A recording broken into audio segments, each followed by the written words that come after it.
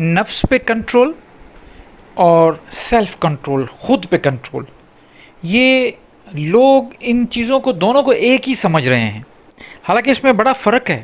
اگر دیکھا جائے، ذرا باریکی سے دیکھا جائے تو نفس پہ کنٹرول اور سیلف کنٹرول میں فرق ہے۔ اب کیسے دیکھیے، نفس کس کو کہا جاتا ہے؟ نفس اس کو کہا جاتا ہے جو بھی آپ کی خواہشیں اٹھتی ہیں، اور وہ ایسی خواہشیں جو آپ کے کنٹرول میں نہیں ہیں، خود بخود وہ خواہشیں آ رہی ہیں اور آپ ان کے غلام بنے ہوئے ہیں، آپ ان کو فالو کرتے آ رہے ہیں، پوری زندگی گزر گئی۔ یہ ہو گئی نفس، جس کے بارے میں تزکیہ نفس کہا گیا ہے قرآن میں، کہ اپنے نفس کا تزکیہ کریں، اپنے نفس کو پاک کریں، کیونکہ خواہشوں کو وہ نہیں کرنا، ختم نہیں کرنا۔ خواہشیں، اب یہاں پہ یہ دیکھنا ہے کہ خواہش کون سی ہے، پاک خواہش ہے یا ناپاک خواہش ہے۔ جو پاک خواہش ہوتی ہے اس کو تو ہمیں فالو کرنا ہے، بالکل اس کو لبیک کرنا ہے، نفی نہیں کرنی اس کی۔ لیکن جو ناپاک ہے، کیونکہ تزکیہ کا کہا گیا ہے، نفس کو پاک کرنے کو کہا گیا ہے، تو جو بھی بری خواہشیں ہوں گی ان کو ہمیں روکنا ہے۔ یہ ہو گئی سیدھی بات کہ نفس کی خواہش کیا ہوتی ہے۔ اب آ گیا کہ ہمیں اس نفس کے علاوہ خود پہ کنٹرول۔ اب آ جائیں خود پہ کنٹرول۔ دیکھیں، میں آپ کو ایک چھوٹا سا مثال دیتا ہوں۔ فار ایگزامپل، آپ گھر میں بیٹھے ہوئے ہیں، چھوٹی باتوں پہ آپ بیوی سے لڑ رہے ہو، آپ دوستوں میں بیٹھے ہو، آپ ایک دوسرے کو اگر کوئی گالی دیتا ہے تو اسی ٹائم ری ایکٹ کر کے لڑ رہے ہو، یا کوئی آفس میں ہے، آفس میں آپ بیٹھے ہیں، آفس میں آپ کا جو ماتحت ہے اس نے تھوڑی چھوٹی سی غلطی کر دی، آپ اس کے اوپر چڑھ گئے، آپ نے، اب دیکھیں غصہ آنا، جلدی ری ایکٹ کرنا، یہ ہے خود۔ اب اس کا کسی بھی خواہش کے ساتھ کوئی تعلق نہیں ہے کوئی تعلق؟ آپ خود بتائیں، اس کا خواہش کے ساتھ تو کوئی تعلق ہی نہیں ہے۔ یہ ہے ری ایکٹ کرنا، یہ ہے خود پہ کنٹرول۔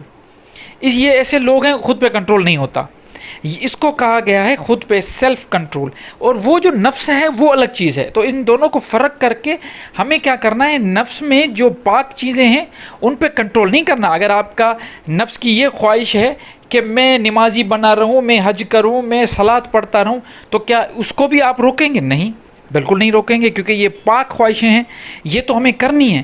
لیکن ناپاک جو خواہشیں ہیں، ایسی خواہشیں جو اللہ تعالیٰ نے جن کا منع کیا ہوا ہے، اس کو ہمیں روکنا ہے، اس کی نفی کرنی ہے۔ اب ایک تو ہمیں اس طرف یہ نفی کرنی ہے، اور پھر دوسری طرف جیسے میں نے آپ کو بتایا کہ آپ کا سیلف کنٹرول نہیں ہے، چھوٹی باتوں پہ آپ ری ایکٹ کرنا شروع کر دیتے ہیں۔ اگر مثال کے طور پہ آپ کسی محفل میں بیٹھے ہیں، اب محفل میں کسی بھی چیز پہ بحث چل رہی ہے اور آپ زیادہ بول رہے ہو، خواہ بول رہے ہو، ایسا بول رہے ہو جس کا کوئی فائدہ ہی نہیں ہے، ری ایکٹ کر رہے ہو۔ کسی کا بحث کا یہ اصول ہوتا ہے کہ اگر کوئی دوسرا بندہ بول رہا ہے تو اس کو بولنے دو، آپ چپ کر کے سنو، لیکن آپ ری ایکٹ کر رہے ہو، جلد بازی کر رہے ہو۔ جلد باز ہونا، کیونکہ قرآن میں بتایا گیا کہ انسان بڑا جلد باز ہے، تو جلد بازی کرنا، ری ایکٹ کرنا، اور غصہ جلدی آ جانا، مختلف چیزوں پہ جلدی ری ایکٹ کرنا، تو یہ ہو گیا سیلف کنٹرول کا مسئلہ۔ اس کا مطلب ہے آپ کا سیلف کنٹرول نہیں ہے۔ تو ہمیں ان دونوں پہ کام کرنا ہے۔ نمبر 1 سیلف کنٹرول کرنا ہے، جیسے ہی ان دونوں میں سے کوئی ایک چیز بھی ہمیں اچیو ہو جائے گی تو دوسرا آٹومیٹیکلی سیٹ ہو جائے گا۔ فار ایگزامپل، آپ کا اگر اس چیز پہ عبور آ گیا کہ آپ جلدی ری ایکٹ نہیں کر رہے، کوئی آپ کو گالی دیتا ہے، کوئی آپ سے اس طرح بات کرتا ہے، لیکن آپ اس کو ری ایکٹ نہیں کر رہے۔ فار ایگزامپل، آپ کے آفس میں، آپ کے بزنس میں آپ کا جو ماتحت ہے اس سے چھوٹی غلطی ہو گئی، آپ نے ری ایکٹ نہیں کیا، آپ نے کہا درگزر کر دیا، نہیں بھائی کوئی مسئلہ نہیں ہے، اس کو اگلی بار مت کرنا، مسئلہ ہم اس کو سیٹ کر دیں گے۔ اس قسم کی جو جلد بازی ہے، لڑنا، اگر مثال کے طور پہ کہیں گاڑی جا رہی ہے، کہیں چھوٹی سی گاڑی لگ گئی، یا کہیں پہ رش میں آپ پھنس گئے اور وہاں پہ آپ نے جلد بازی کرنا، مطلب آپ نے خود دیکھا کہ نہیں کوئی مسئلہ نہیں ہے، آپ نے صبر کا مظاہرہ کیا۔ اب آپ صبر کا مظاہرہ کریں اور درگزر، یہ دو چیزیں آپ اگر کریں گے تو سیلف کنٹرول ہوگا۔ درگزر کریں، جو چیزیں آپ کے سامنے آ رہی ہیں، آپ کو غصہ دلا رہی ہیں، آپ ان کو درگزر کریں، ہو ٹھیک ہے کوئی مسئلہ نہیں ہے، ہو جائے گا سیٹ۔ صبر کریں، صبر، یہ جو چیز اس پہ اگر آپ نے اس پہ عبور حاصل کر لیا تو آٹومیٹیکلی جو نفس ہے اس کی خواہش اٹھنا کم ہو جائیں گی۔ وہ جو بار بار اس کو وسوسے اور اس کو شیطان بھڑکاتا ہے نا اس آگ کو، وہ بالکل ٹھنڈی ہو جائے گی۔ آپ کا اسی پہ کنٹرول ہو جائے گا. تو یہ دونوں چیزیں ایک دوسرے سے بالکل ایسے ہی ریلیٹ ہے. فار ایگزامپل اگر اس طرف آ جائیں, آپ نے نفس کی جو بھی خواہشیں اس کی نفی کرتے آ رہے ہیں. آپ کو ایک چیز, فار ایگزامپل سمپل سی بات ہے, آپ کو آج دل کر رہا ہے کہ وہ کوئی میٹھا کھاؤں, آپ کہہ رہے ہیں نہیں میں نفی کروں گا اپنے نفس کی, میٹھا نہیں کھاؤں گا آج, ٹھیک ہے. یہ آپ نے نفی کی, یہ آٹومیٹیکلی, یہ دیکھنے میں سننے میں تو یہ عام بات لگ رہی ہے, لیکن جب یہ ایکسرسائز بن جائے گی تو خود بخود آپ کا کنٹرول آ جائے گا. پھر نفس کی نفی آپ کو اتنا صبر دے دے گی کہ اس طرف جو آپ جلد باز ہو رہے تھے وہاں پہ ٹھہراؤ آ جائے گا, وہاں پہ آپ کا گرپ آپ کی مضبوط ہو جائے گی, آپ کا سیلف کنٹرول خود پہ اتنا زبردست ہو جائے گا. آپ کو آج دل کر رہا ہے, مثال کے طور پہ آپ کے دل کر رہا ہے کہ میں آج مٹن کھاؤں, دال کھاؤ, اس دن آپ ایسی چیز کھاؤ جو آپ کو پسند نہیں ہے, آپ نے نفی کر دی. آپ کو دل کر رہا ہے کہ آپ کو مٹن کھاؤں یا چکن کھاؤں, لیکن آپ نے کیا کر دیا, آپ نے کوئی ویجیٹیبل یا ایسی کوئی دال کھا لی, آپ نے نفی کی. اب یہ ایکسرسائز ہے, یہ بھلی آپ روز نہ کریں, کبھی کبھی کریں, یہ ایکسرسائز کر کے دیکھیں. اس میں یہ ہوگا کہ آپ نفی جتنی نفی کریں گے نفس کی, اتنا سیلف کنٹرول بڑھے گا. اب دیکھیں کتنا کنیکشن ہے سیلف کنٹرول پہ اور یہاں پہ, لیکن دو ہیں الگ. میرا آج کا یہ جو میں آپ کو یہ بتا رہا ہوں, اس کا ویڈیو کا مقصد یہ تھا کہ میں یہ چیز آپ کو دونوں بتاؤں. یہ دونوں الگ الگ چیزیں ہیں, خود پہ کنٹرول الگ ہے, نفس پہ کنٹرول الگ ہے, لیکن یہ ریلیٹڈ ہیں, دونوں ریلیٹڈ ہیں آپس میں. اب کام کرنا ہے, کوشش یہ کریں کہ اس طرف جو سیلف کنٹرول کی طرف دو چیزیں لے کے آئیں. ایک آپ یہ لے کے آئیں کہ درگزر اور صبر. کوئی کچھ بھی کہہ جائے صبر کریں, درگزر کر دیں. اگر آپ کو برا بلا بھی منہ پہ کوئی کہہ کر چلا جاتا ہے, آپ صبر کے ساتھ اور درگزر کے ساتھ چلیں.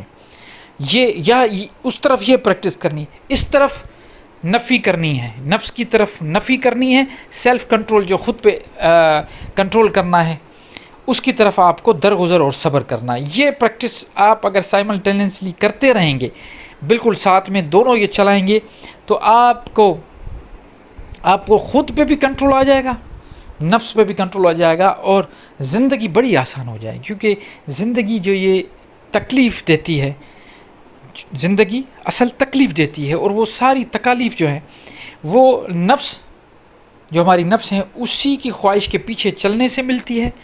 اور جو ہم جلد بازی کرتے ہیں, اپنے آپ پہ کنٹرول نہیں ہوتا, ہم جلدی جو ریئیکٹ کر رہے ہوتے ہیں, یہ جو ہمارا ریئیکشن ہے وہ جب وہ کر دیتے ہیں اس کے بعد جو پچھتاوا ہوتا ہے وہ تکلیف دیتا ہے. تو زندگی میں یہ پچھتاوا کیوں ہوتا ہے؟ وہ اس لیے ہوتا ہے کہ ہم ریئیکٹ جلدی کر لیتے ہیں, ہمارا اپنے آپ پہ کنٹرول نہیں ہوتا, سیلف کنٹرول نہیں ہوتا. اور یہاں پہ جب ہم نفس کی خواہشوں کے پیچھے چلتے ہیں تو اتنی گناہوں کے دلدل میں ایسے پھنس جاتے ہیں کہ زندگی زہر بن جاتی ہے. پوری زندگی ہم اسی چکر میں رہتے ہیں, یہ مل جائے, اور کبھی مطمئن نہیں ہوتے. دیکھیے, زندگی کا الٹیمیٹ گول یہ ہے کہ پیسفلی زندگی گزاری جائے, سکون کے ساتھ زندگی گزاری جائے. تو سکون اسی میں ہے کہ آپ جلد باز نہ بنو, صبر شکر کے ساتھ, درگزر کے ساتھ زندگی کو گزارنے کی کوشش کرو. اور اپنی جو خواہش ہیں, یہ ایک گھوڑا ہے, اس کو کہا جاتا ہے سرکش بے لگام گھوڑا, جو دوڑتا ہی چلا جاتا ہے. اس کا ہارس پاور اتنا ہے کہ وہ جتنا اس کو دوڑاؤ گے وہ اتنا دوڑے گا, اور کبھی تھکے گا نہیں, لیکن آپ کو تھکا دے گا.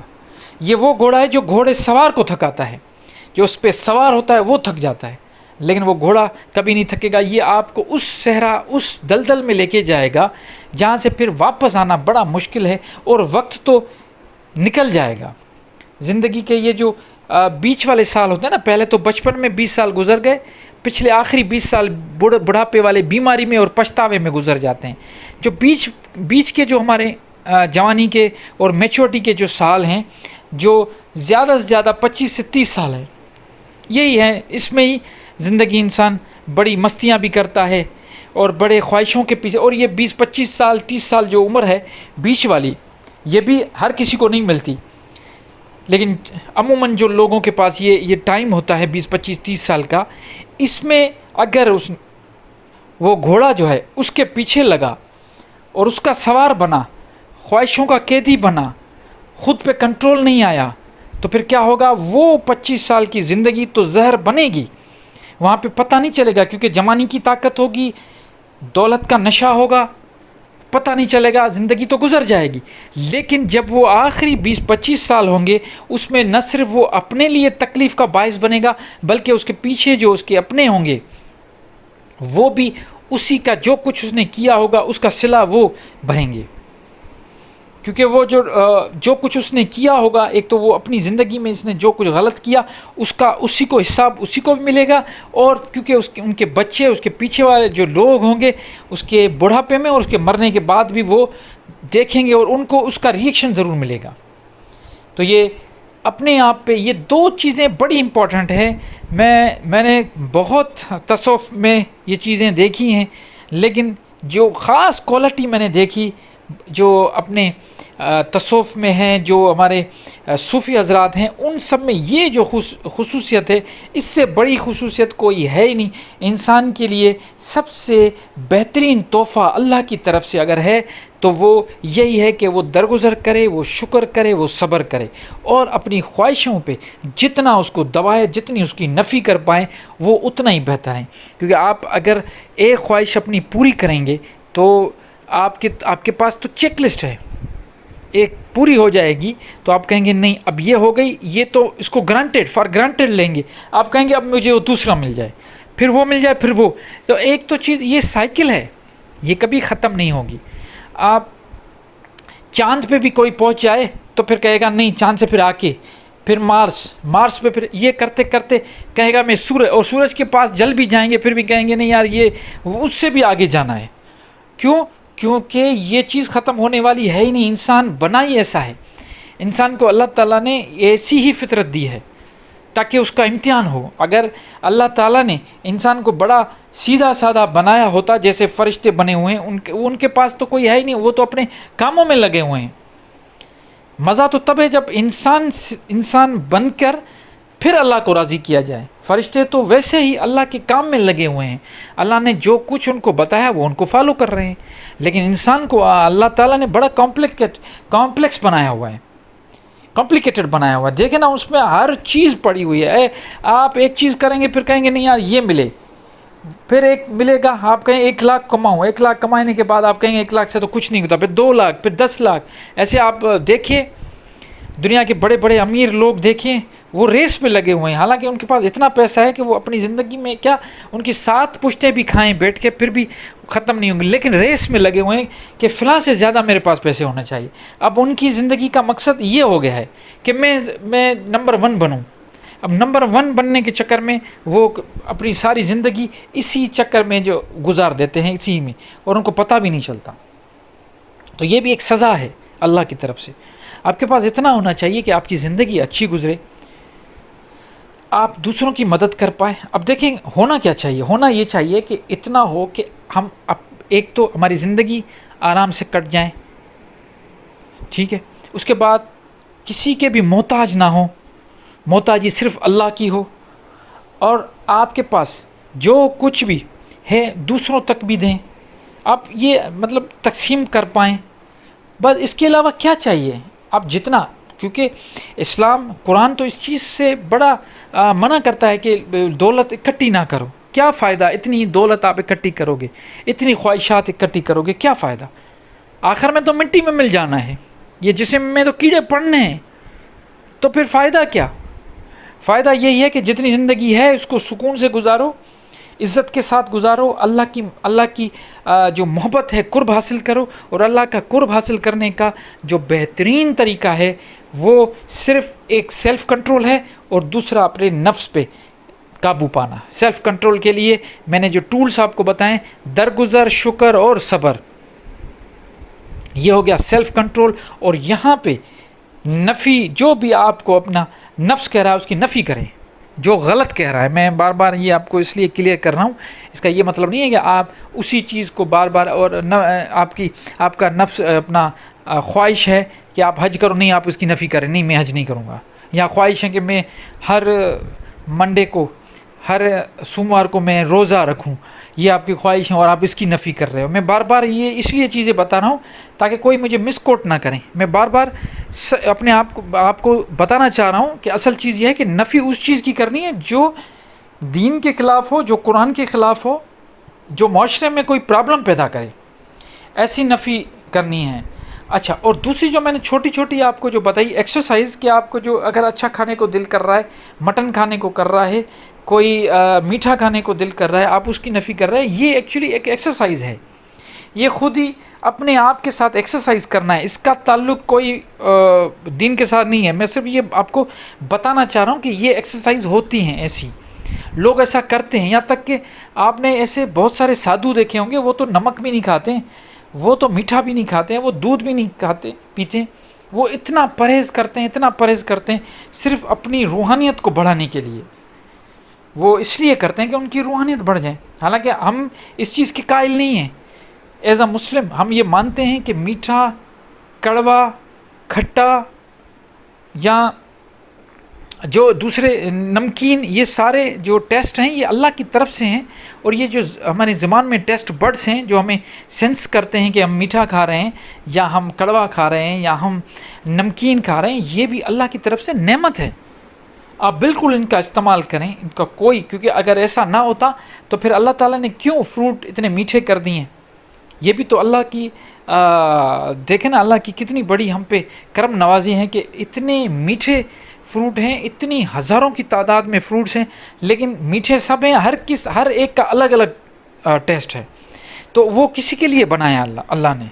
اگر سیب میٹھا ہے تو اس کا الگ ٹیسٹ ہے، اگر بنانا ہے میٹھا تو اس کا بھی الگ ٹیسٹ ہے، حالانکہ دونوں میٹھے ہیں. اگر ہم آم کو دیکھیں وہ بھی میٹھا ہے. تو یہ جو چیزیں ہیں، اب دیکھا جائے تو زمین میں سے یہ چیزیں نکلتی ہیں. زمین تو میٹھی نہیں ہے، لیکن یہ ساری چیزیں میٹھی ہیں. اور وہ جو میٹھی چیزیں ہیں ان کو اللہ تعالیٰ نے مختلف ٹیسٹ میں بنایا ہے. اور اگر اللہ چاہتا، اللہ کہتا ہے کہ یہ سب آپ کے لیے ہے، ہمارے لیے، تو ہم کیوں نہ ان کا استعمال کریں گے؟ ہم کیوں ان کو چھوڑ دیں گے؟